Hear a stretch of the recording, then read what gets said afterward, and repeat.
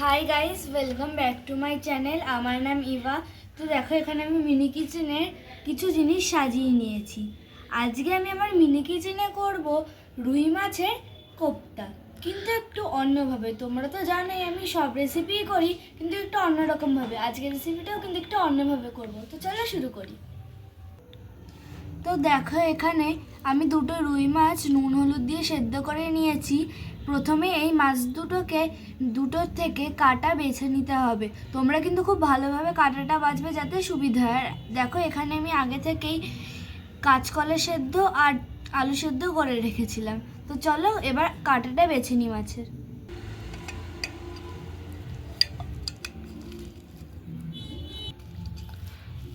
তো দেখো, আমার কিন্তু এখানে মাছটা বাছা হয়ে গেছে। তোমরাও কিন্তু এভাবে মাছ বেছে নেবে। আর এই দেখো, আগে থেকে আমি একটা কলার খোসা ছাড়িয়ে রেখেছিলাম। চলো এই কলাটা দিয়ে দিই। আর দিয়ে দেবো এখানে আলু। হাফটা দেবো, পুরোটা লাগবে না।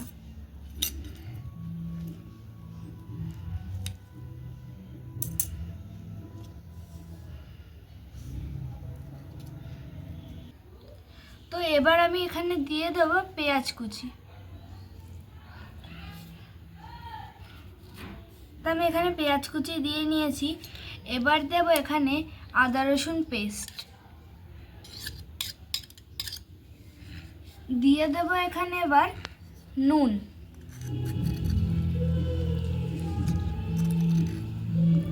দিয়ে দেবো হলুদ গুঁড়ো। দিয়ে দেবো লঙ্কার গুঁড়ো। এবার কর্নফ্লাওয়ারটা দিয়ে চলো মেখে নিই। দেখো কি সুন্দর করে আমি এটা মেখে নিয়েছি। তো চলো এবার এটাকে একটু বল করে নিই। তার জন্য হাতে আগে একটু তেল লাগিয়ে নিচ্ছি। তো চলো এবার বল করে নিই।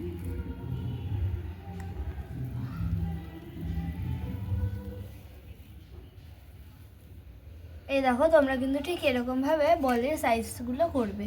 চলো এবার একে একে সবগুলো বল বানিয়ে নিই। আরে হ্যাঁ, তাড়াতাড়ি করো করো। এখন দিয়ে দিচ্ছি তেল।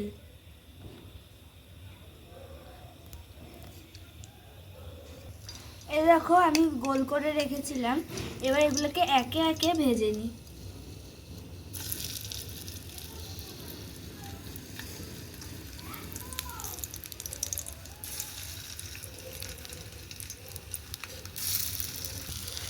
দেখো কি সুন্দর ভাজা হচ্ছে, দেখতে কি ভালো লাগছে।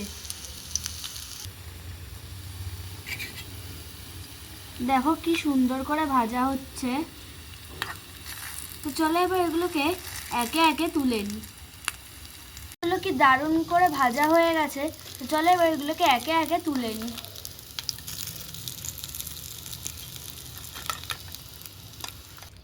তো এই দেখো, আমি কি সুন্দর করে লাল লাল করে এগুলো ভেজে নিয়েছি। তোমরাও কিন্তু এভাবে ভেজে নেবে। তো চলো এবার দেখো, কড়াইতে যা তেল বেরোচ্ছে তাতেই হয়ে যাবে। এবার গ্যাসটা ধরিয়ে নিই। গ্যাস ধরিয়ে নিয়েছি। দেবো এর মধ্যে ফোড়ন দেবো জিরে, তেজপাতা আর শুকনো লঙ্কা।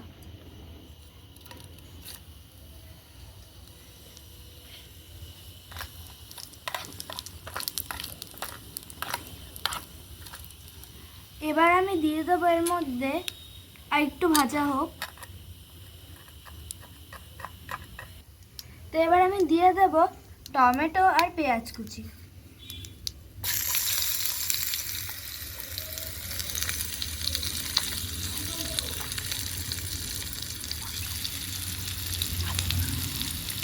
এবার দিয়ে দেবো আদা রসুন পেস্ট।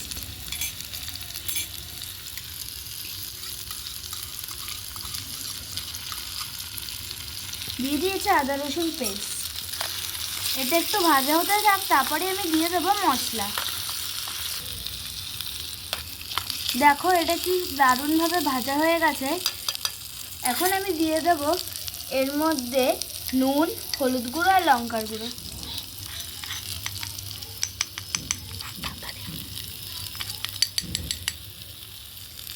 চলো এবার এটাকে একটু মিক্স করে নিই। এবার দিয়ে দেবো এর মধ্যে জল, যাতে মশলাটা না পুড়ে যায়।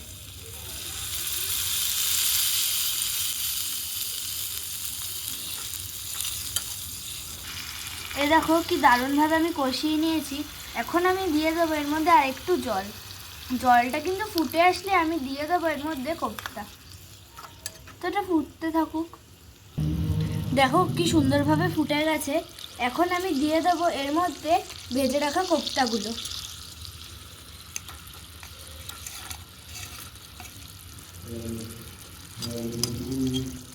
এবার দিয়ে দেবো জিরে গুঁড়ো, গরম মশলা গুঁড়ো, আর দিয়ে দেবো এখানে ঘি।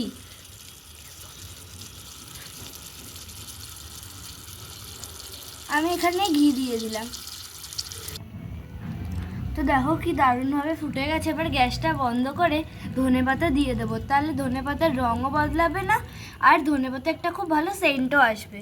তো চলো এবার গ্যাসটা বন্ধ করে দিয়ে দিই।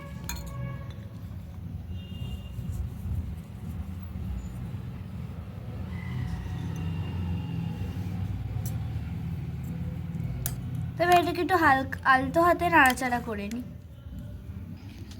দেখো আমি আমার নিজের জন্য ভাত বেড়ে নিয়েছি। এবার আমি এখান থেকে কোফতা নিয়ে নেব।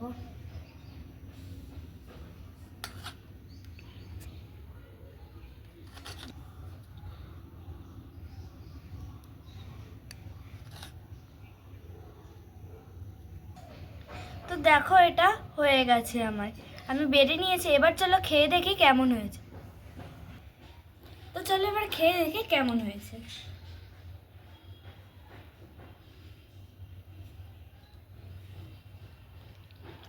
ঝোলটা কিন্তু ভালোই হয়েছে।